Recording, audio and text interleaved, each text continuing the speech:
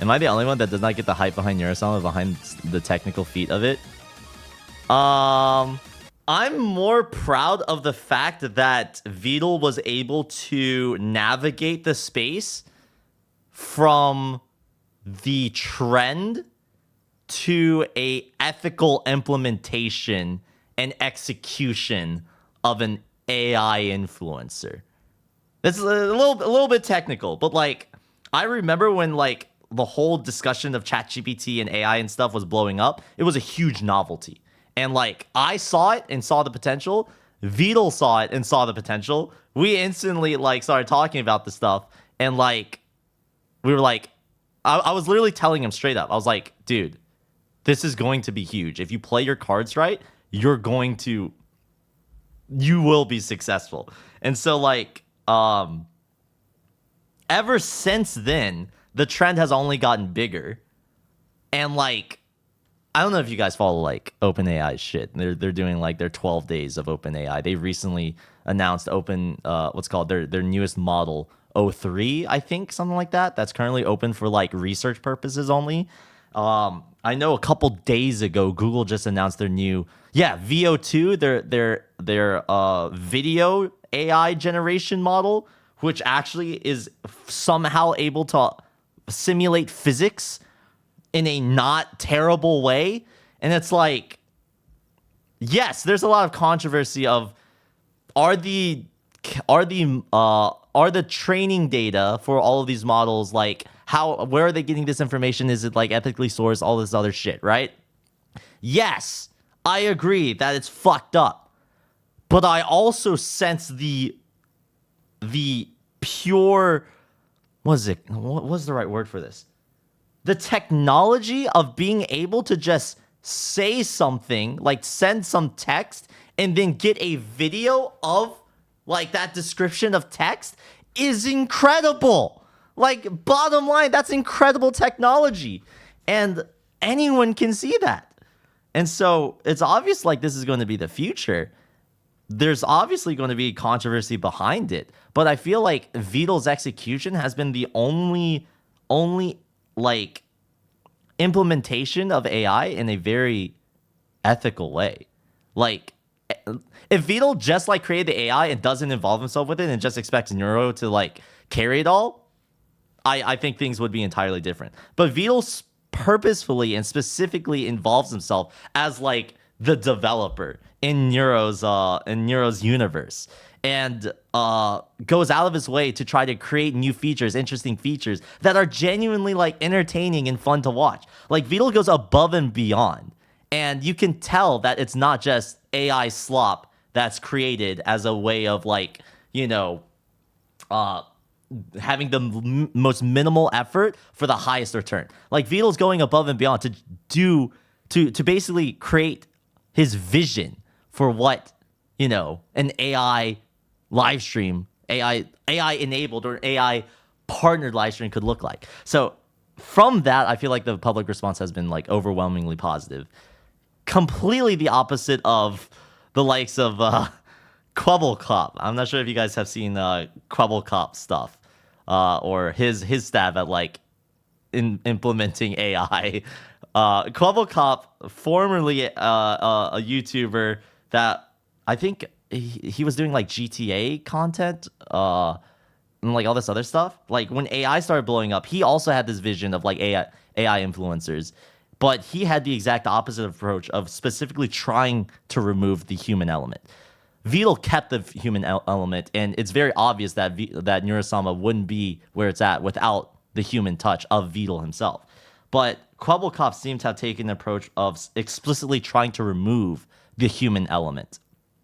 And the response publicly has seemed to be extremely against that, you know? For me personally, like when I saw it, like when I saw Quebblecop's like implementation of it and his vision of it, on one hand, I understand the potential from a business perspective, right? Like being able to have an AI version of your own personality and have that go on like 24/7 creating content. You don't have to worry about anything, and you're basically freed from that, right? That's great for the influencer. But I feel like for a person who's watching that sort of content, they want the human element. Like, I feel like people who are involved, sure, there's like a group of people, and maybe even be a large group of people who just don't care. As long as the content is good and it's funny or whatever, it doesn't matter if you know the influencer. If you watch a new channel for the first time, you don't care about who the influencer is. You just care if the content is good, if the content is informative. There is that audience, right? But I feel like for people who want to follow a channel, right? Like, the human element is, a significant portion of that, right? And so seeing him trying to explicitly remove that human element felt like it was removing its soul. Like, we're getting into like this arbitrary territory, you know what I'm saying? Like, for example, if I were to like suddenly create a BTMC AI and then just like disappear, I think this channel would be dead. Like, straight up. But I was interested in seeing if Kwebbelkop could pull it off, right? Because I'm a businessman at heart, right? I'm an entrepreneur at heart. If I had the technical ability to do something like that, fuck yeah, I would love to explore it just to see if it's possible. And after following the space, there's a lot of AI slop out there. And a lot of that AI slop makes a shit ton of money. But I wouldn't be proud as a person. Me personally, I wouldn't be proud as a person to have that as representative of me, if that makes any sense. And so, yeah, I think that's literally it. It's like, if Kwebbelkop manages to make it work, fuck yeah, dude. I know other people are making it work. I've seen TikToks of like people making these like AI edits of like fake stories being told with an AI generated voice. What's called using visuals, probably ripped off of like some, either it's like old Minecraft footage reused, or it's AI generated like B-roll and shit. Like, there's a lot of this AI slop out there already, and I've definitely looked into like the dead internet theory and shit, which is kind of scary. But overall, my take on AI is that I fundamentally believe that most viewers watch creators because they are interested in not only the value that they provide, whether it's information based, whether it's entertainment based of like a particular skill, but also because of the story behind it. And I think the story is going to be the most difficult thing for AI to replicate, because many people from this chat have been in this channel for years, right? They've seen me progress from a person who is like, a small creator who doesn't know what they're doing, to being this person who is trying to champion the Osu community, to this person who's also struggling with the responsibilities and the lack of skills to properly manage that, to where we are today, where I'm still trying to figure that stuff out, but I'm still committed, right? A lot of people will see that and, resonate with that. And I think that is valuable, and that is something that people want to watch. But I feel like when it comes to AI, it will make it a lot more easier for people to do, for people to create content, but it'll be a lot more difficult to create the story, because the story of an AI is just, well, this company just launched a product and now you're using the product, and maybe you like put in a couple prompts and then that's it, right?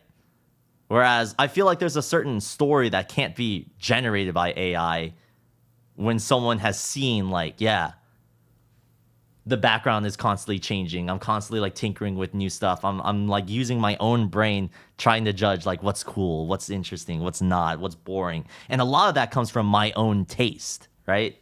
Like, there's an element of trying to create content for the viewer, and there's another piece of it that's creating content for myself, because I'm creating the content that I want to watch. So I don't know. Overall, I still think the developments with artificial intelligence, or Gen AI in particular, is like fascinating. But my own personal use of it will primarily be in like the execution or the use of AI as a tool, right? I think using AI as like a tool will be very interesting. Like kind of similar to, this is like a perfect transition. This is like kind of similar to the product that MSI wants me to showcase, right? They produce this like whole exclamation point Digime. They partnered with a company to basically create like a AI avatar or something like that, and you could use it technically as like, I don't think it's a replacement for like a live 2D VTuber or something like that, but I think it's showing the growing trend of like, this is a tool that a creator can use, right?